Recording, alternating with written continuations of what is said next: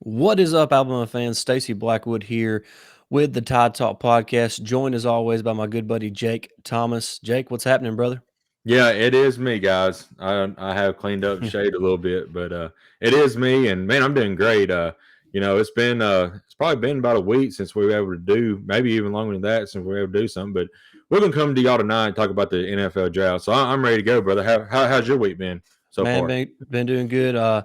Excited to kind of look back at this NFL draft. Maybe not as much top half excitement as far as it goes from the Alabama side of things. It's hard to beat what happened last year with Hmm. all the first round picks that Alabama had, but still had two first round draft picks today or in this year's draft, and we're going to talk about all the draft picks and kind of where they're at, and maybe what surprised us, what didn't surprise us, what we're kind of expecting out of all the careers from the guys that have been drafted. But as always, we want to hear from you guys.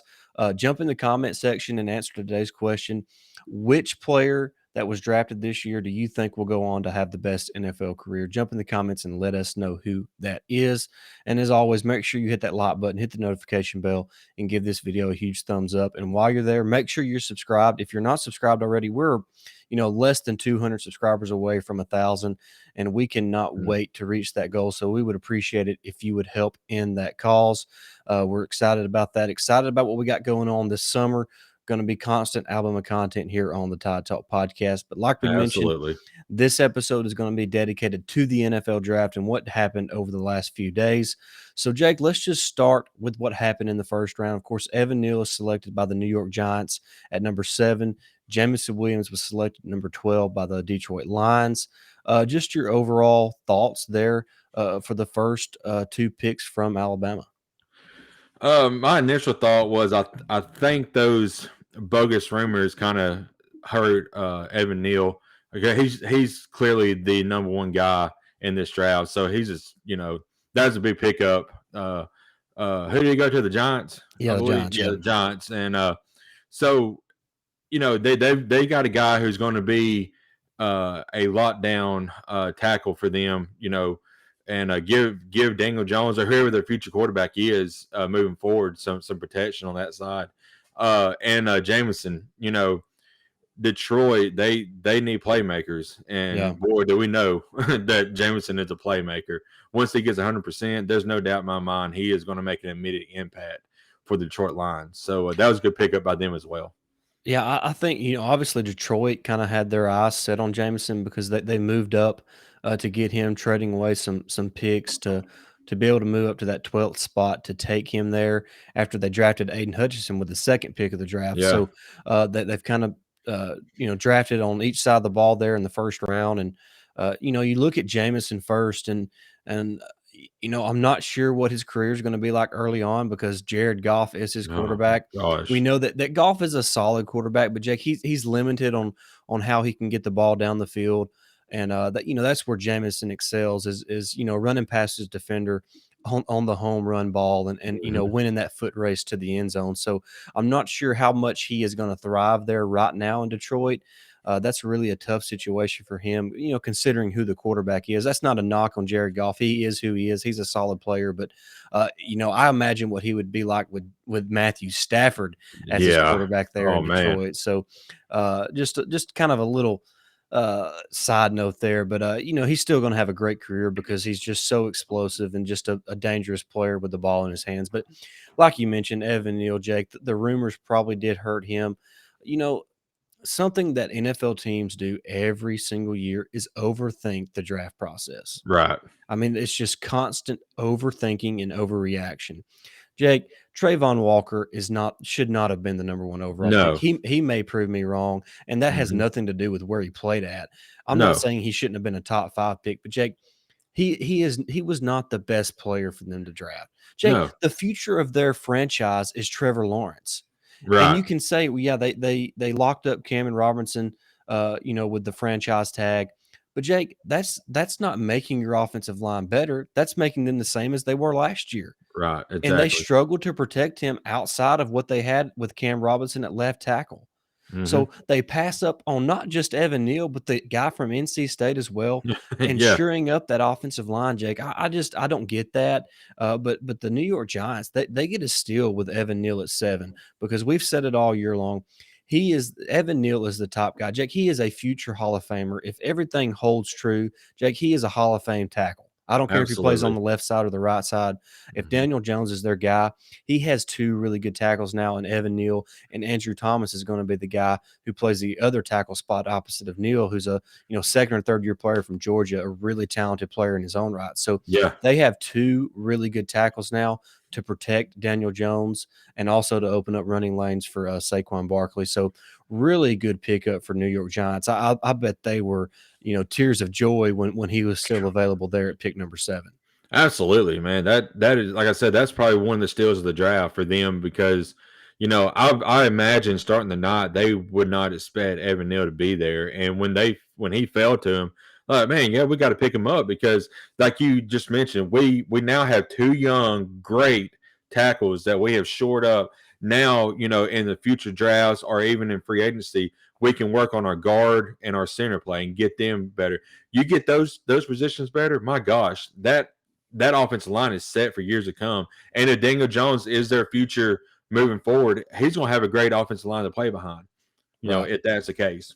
Well, we all know it starts up front, and for Mhm. Daniel Jones to get a fair shake, he's got to have good protection, and in the running lanes have to be open for Barkley as well. So Yeah. it's a win for the Giants. What a huge plus it is to get Evan Neal at number 7, and like we mentioned, we all know what Jamison Williams is capable of there at number 12 for the Hmm. Detroit Lions. But Jake, moving on now to the second round, there was a couple players drafted there as well. First up, we had John Metchi going number 44 overall to the Houston Texans. And then a little bit later on, just a couple picks later, Fedarian Mathis went to the Washington Commanders. Jake, let's just start with Metchi. He's also recovering from an ACL injury, just like Jamison Williams. But, I look at Metchi, and when I break down Metchi's game, he is just a really solid wide receiver. I'm not saying he's gonna be a wide receiver 1 or maybe not even a wide receiver 2 in the NFL. He could be, but he would be an elite wide receiver number 3 in the National Football League. He's a guy who's a great possession receiver. He wins his matchups and he makes the clutch catches. So he's a guy that just wins. That I think that's what if I was breaking down his tape and I was going to give him like one word to describe John Metchi, and it would be like a winner is because he Right. just wins his matchups. He wins the first down play. If he needs a first down, he gets it. And he showed against Roger McCreary there on that 2-point conversion in the Iron Bowl, another highly drafted prospect from Auburn, a really Mhm. talented cornerback. He won his one-on-one matchup to convert the 2-point conversion to give Alabama the win in the Iron Bowl. So he's just a winner, Jake, and I think that's going to translate to the NFL as well. I think the Houston Texans got a really solid pickup.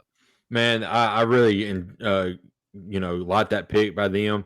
Like you mentioned, he may not be a number one or a number two guy, but he could be a solid number three. And if a slot type guy, and in a slot, it don't happen as much in the NFL, but there are some times where a linebacker gets lined up on that slot guy.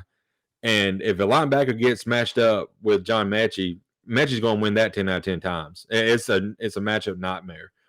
So moving forward, I don't know who their quarterback is since they've Davis traded. Mills. Okay, It's so Davis Mills who started for him last year as a rookie from Stanford. Had a really, really good rookie so season.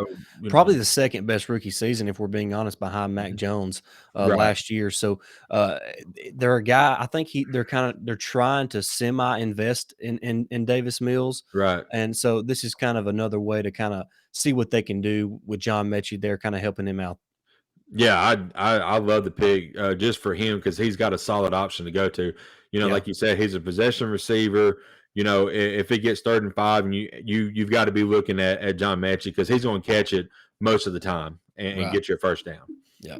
Yeah, and like we said, I think he will be a number 2 in the NFL, and, as a number 2, I think he's above average in the NFL, but if he can be a 3rd wide receiver option, I'm not sure who else Houston has right now at Right. wide receiver, but, if he could be a number 3, he Mhm. you're talking about one of the best number 3 receivers in the league, so I really like what they're doing there in Houston offensively, building around Davis Mills and kind of seeing what he can do with a little bit more weapons there offensively. But let's move on to Mhm. Fedarian Mathis, Jake.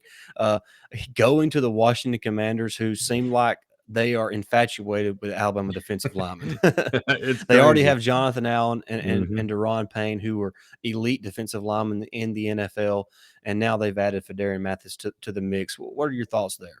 Man, first off, that defensive front for Washington is stacked. You have, like you said, Jonathan Allen, Deron Payne. Now you add Fidelia Mathis, but you also still have Chase Young and I think Montez Sweat. I think it's his Yeah, first name.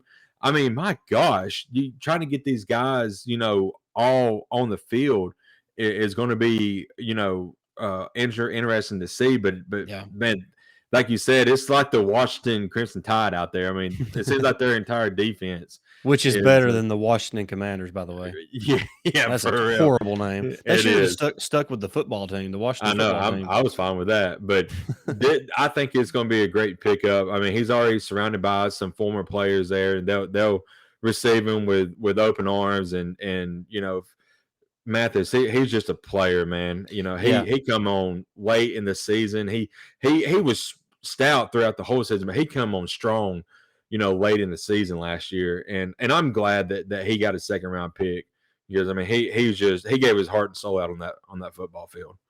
Yeah, I said the one word for Metchi was a winner. I think when I look at Mathis, Jake, it's kind of about his leadership. He is Yeah, he was obviously named a permanent team captain, for this past season for Alabama. So he's obviously a great leader, and he shows that on the field as well. I mean, he plays every play like it's his last.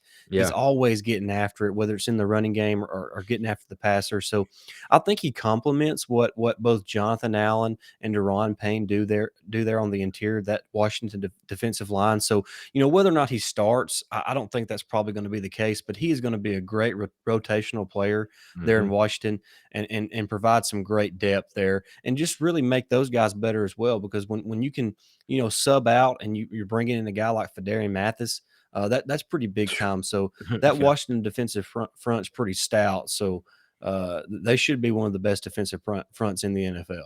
Absolutely. And, we have talked, many times before about how competition breeds competition. So just having a guy, there that, is good enough to take your spot, that's going to make everybody on that defensive front better. Right. So, like you said, this is a good pickup by Washington.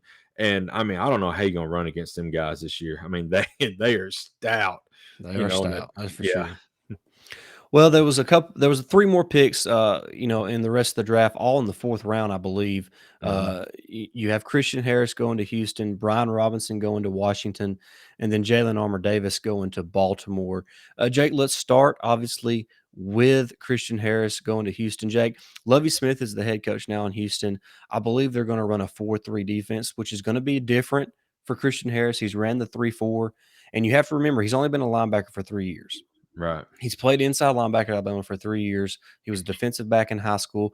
Now he's most likely going to transition to an outside linebacker role there in a 4-3 defense. So it's going to be a little bit of a learning curve for Harris. But Jake, we know how athletically gifted this kid is. Jake, he is a supreme athlete, ran a 4.4 40 at the NFL Combine. So he has elite athleticism. And if he can figure out the position, we know he has the ability to make the plays on the field. So I'm excited to see how Harris kind of transitions to a new role and a new scheme there in the NFL in Houston. Absolutely. I think this was the steal of the night. Okay. I mean, Christian Harris, he's a dude, and I mean, he started as a freshman at Alabama. And I mean, he played lights out. Like you said, it may be a learning curve to learn, because he was an inside guy at Alabama. Now he's going to be moving on the outside. But if I'm not going to say if, it's when he learns it, he's going to be a menace on the football field. Yeah, And and I'll say yeah, this, I think he's probably more suited to be an outside linebacker in a hmm 4-3 scheme than what he might have been for an inside role there in a 3-4. So I think in 2 years from now, we're hmm gonna look back at this Christian Harris pick, like you mentioned, and say, man, this dude fell all the way to 75. right. Hey, It was almost like I crazy. gotta mention this, thinking about inside linebackers, Nakobe Dean, the Oh fact that yeah, that kid dropped as far as he did is absolutely ludicrous. it I don't is. care about the injury history. That dude can play football. He was the best defensive player in the draft. I don't care what anybody else says. Yeah, I was going to mention that on my show Wednesday night, but I'll say it now too. But him falling was ludicrous, like you said, and I mean, it should have never happened. I mean, and I don't care who he played for. I mean, he Yeah, played for me either. Georgia, but he is I don't care if he played for the Taliban. The truth's the truth. truth. Yeah, he is a freaking stud on the football field, and I don't remember where he got picked at, but whoever I did don't pick him either. Way is down going. the yeah. Yeah, they are going. They've got to They do got the steal of the draft. I mean, the pretty entire much. draft. I mean, Mhm. that was the steal of the entire draft. Yeah, I would say the steal of the draft was for Christian Harris, but that's for Bama players, Yeah, yeah. So yeah, then I'm Kobe looking up. Dean, I'm looking up where yeah, he got in or where he got drafted at. yeah, I can't remember exactly where it was at, but it was. 83rd overall by the Eagles. I mean, Christian Harris went above him, and I Yeah, love Christian Harris, yeah. but That shouldn't have been the case. no, Eagles, dang, they I they mean, loaded up in this draft. unless they know something like he's like permanently going to be in a wheelchair or something. I Right, mean, I don't, I yeah, guess I could understand it, but Jake, if he's not permanently in a wheelchair, then right, people are just flat out dumb for passing on him. man, they're going to regret that. I think in a few years. That's All right, let's insane. let's move on to B Rob Jake. He goes to Washington Mhm. as well with pick number 98. There in the fourth round. Jake, B Rob is a guy that I really like. I think he's probably going to be a better NFL player than he was a college player. He really just had one season to really show what kind of player he was Right, at Alabama, and he done really well. But I think he's really going to be a solid NFL player. I don't think he's going to be, you know, a Pro Bowler by any stretch of the imagination, but he's going to be one of those guys where you look at every year and you're like, man, he had a really good season. right. I agree. I really love this pick for Washington as well. I mean, he may not be the starter, Right. but They he's got going they got Antoine Gibson, who's a really right, good player, and he's a young guy mhm, as well. But they need a number two back, and right. I think Brian Robinson can excel at that role. Absolutely. And, you give Gibson 25, 30 carries and maybe Robinson 15, 20. That's a good rotation. And it's going to, Robinson, he's a headhunter, as I call him. And he's looking to make a big play. He's going to run over you. He never stops. I mean, you get 3 or 4 guys trying to take him down. He's still going to fight for yardage. And, Yeah, I could see Robinson leading all rookies in touchdowns simply mhm. because he has a nose for the end zone, Jake. When Oh, it's in yeah. a goal line situation, he finds a way to get in, and I think Washington's going to use him a lot in that type of role, Yeah. and I could see him kind of maybe leading all rookie running backs in rushing touchdowns. Man, that'd be amazing. Like I said, Washington Crimson Tide, They they might as well to change it. yeah, they love Alabama players. And I saw something funny on Twitter after Mathis got picked there, and I suppose this dude had all decked out all in the red or the I almost said the word, but all of the commander's uniform on his profile pic and all this, and he said, there's other players in the draft besides Alabama players. They're proven. That's why Washington picks them. Is they're proven. Yep. You want to win. I mean, there you go. I don't understand that logic, but most Alabama guys coming out of college are NFL ready. It's been proven, and if they're sitting there and you have a need at that position, why not take them? Yeah, I'm with you. I'm with you Mhm. 100%, So buddy. yeah. So I just thought that was funny that the guy who says he's a fan of that franchise is mad at their pick. I just Yeah. don't Well, understand it. finally, yeah, I'm with you, Jake. That just Yeah. people are just idiots. They are. But Jalen Yeah. Armour Davis, wraps things up for Alabama players selected in the 2022, Blech. 2022 NFL draft. Say that 5 times fast. Yeah. By the way, I don't know how much you watched, but that was butchered so many times during the draft. It was. Yeah. It is It kind was. of a tongue twister. It But is. Jalen Armour Davis was picked number 119 by the Baltimore Ravens. And I'm going to say this, I think he may be the best fit as far as what team he's going to Mhm. out of all the draft picks. I think going to Baltimore is a perfect fit for Jalen Armour Davis. I agree. He's in a good situation. He's got a good coach, and he's going to. It may take a few years to develop and get the speed of the game back under him, especially the NFL. But he was a lockdown corner at Alabama, and I expect him to be that moving forward. for the future for the Ravens. So they got a really good pick. I think they do need some corner help. So it Yeah, fits they the need. they they obviously have Marlon Humphrey, who's one of Right. the best corners in the league, and they had Anthony Averett as well from Mhm. Alabama, but he went on to sign with the Las Vegas Raiders, so they lost him. They needed to replace him, and I think they did a great job in getting I Jalen did Armour too. Davis. You're talking about a guy who's pretty much 6'2", around 200 pounds, really fluid, really athletic, and can really probably play inside and out there at Right. corner, and they're probably going to move him around a good bit. And I think by the end of this next season, he's going to be looked at as a guy like, we probably should have drafted him a little sooner than what we did.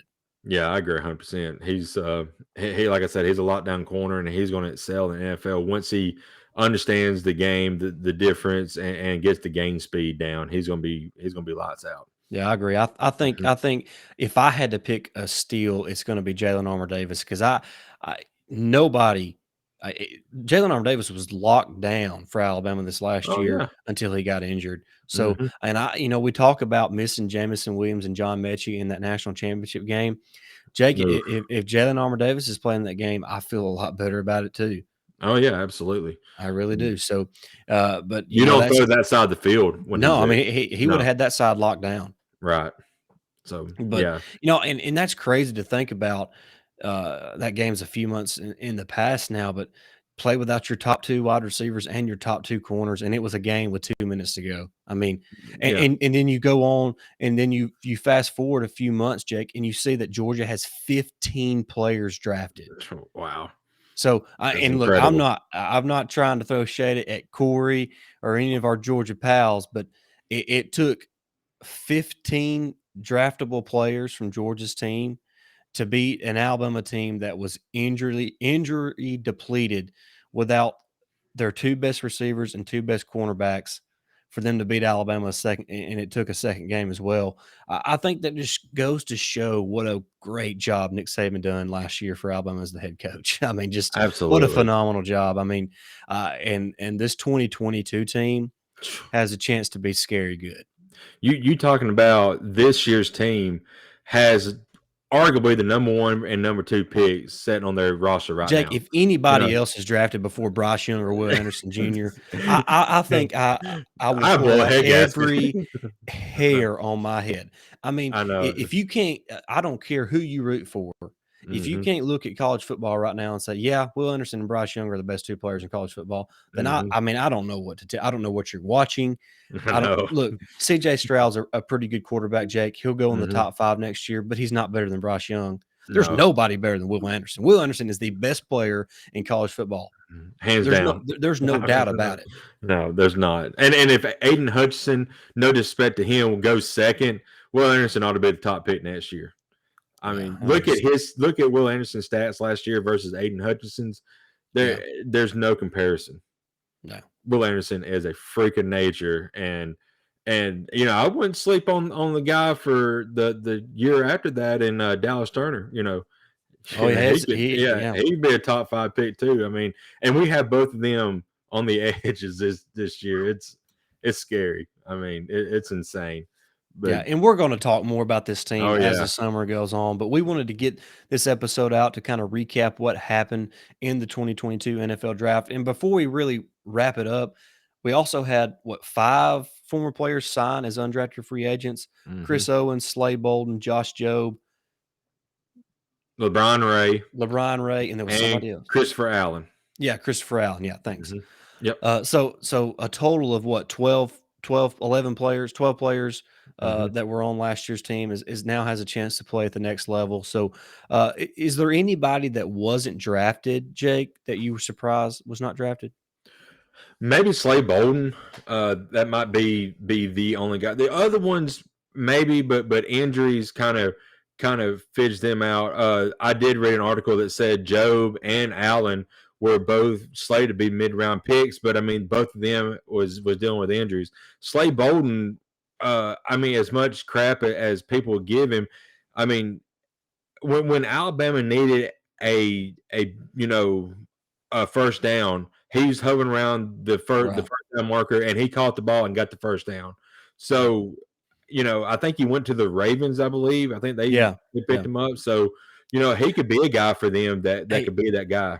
I looked at the roster yesterday, Jake, and I'm not seeing a guy that can play the slot for them Right. that, uh just makes me think that Slade Bolden doesn't have a chance to play a little bit for Baltimore. So I think Yeah. if he goes in and shows that he's capable, he has a chance to make that roster. We know that he's a really good special teams player.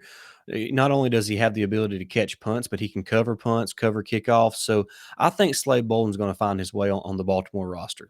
Absolutely. And like I said, the other guys, you know, if Joe wouldn't have got injured and Christopher Allen, both of them would have been Oh picks. yeah, LeBron Ray, I think, would have yeah. been a If pick he as hadn't well. been plagued with injuries throughout his Right. career, Jake, I mean, I remember after his freshman season, Jake, Mhm. looking at mock drafts for a few years down the road, he was slated to be a first round draft pick. Oh yeah. I mean, he had that talent and was Yeah, just amazing. injuries plagued him, man, and that's Mhm. part of football. So hopefully he can stay healthy. He's with the Yeah. Patriots, so Oh if yeah. he's healthy, Jake, I expect him to make that roster as well. He's going to be playing alongside you know, Barmore. So both of Right. them, you know, maybe Barmore can lift him up and say, hey, get out here and be yourself. Because I mean, when he was himself his freshman year, he was really really good. So if he can Yeah. get back to that, they've got a good guy that they can build and grow there at defensive end. Yep. All right. Well, that's going to wrap up our 2022 NFL draft recap. We also talked about the undrafted guys that did go on to sign some free agent contracts. So we're excited about all these guys. Hope they all make the team and hope Mhm. they all make an impact there in the NFL. But that's going to wrap it up. If you're not already, hit that subscribe button. We're so close to our goal of 1,000 subscribers that we can smell it, Yeah. and we're excited about it. We can't wait. We know we're going to get there. We just want you to help us get there faster. So if you're not already, hit that subscribe button, hit that notification bell, and give this video a huge thumbs up. All right, Jake, that's going to do it. Really appreciate everybody tuning in. Until next time, roll tide. Roll Tide.